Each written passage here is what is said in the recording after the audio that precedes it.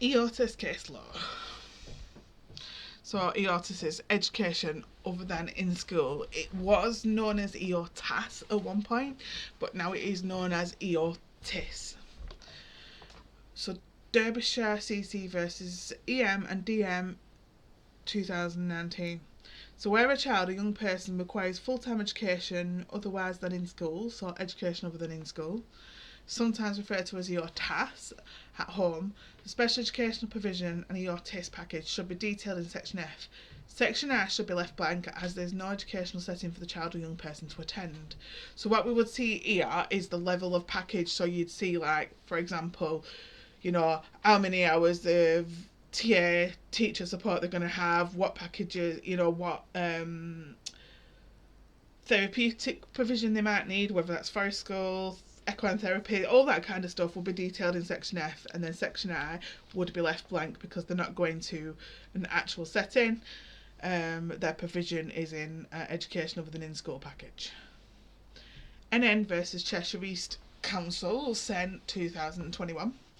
It clarifies that if a child is present at school for any part of the time they are considered to be attending it, and the school must therefore be named in Section I of the EHCP plan.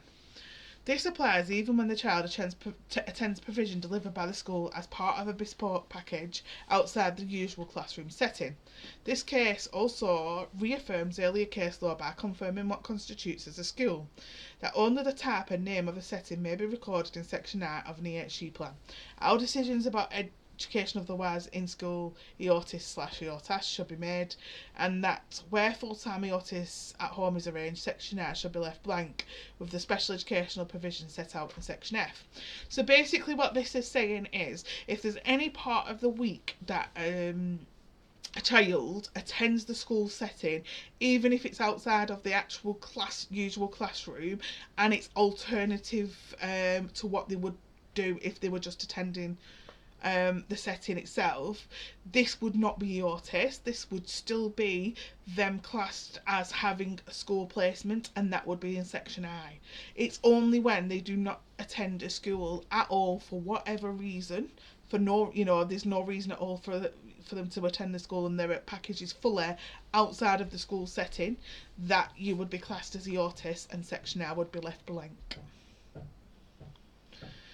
TM versus Unslow 2009. When applying the test for education otherwise than in school, EOTIS sometimes refers to EOTAS, and deciding whether it would be inappropriate for the special educational provision delivered in a school, it's not sufficient to consider only whether a school could provide it. The key question is whether a school could be unsuitable or inappropriate. In reaching this decision, the local authority must take into account all relevant circumstances as illustrated by the examples in this case. So basically what we're talking about here is there's different ways that we could say that it's inappropriate for special educational provision to be delivered in the school.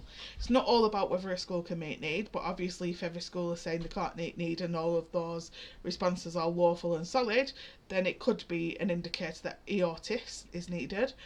Or it could be that a child is unable to attend a school for whatever reason, therefore EOTIS is needed. So it's not necessarily that a school can't meet need, it just would at that moment in time be inappropriate to make the provision within a school setting because it's not accessible by a child. So there is different ways to look at how you could meet that criteria for EOTIS.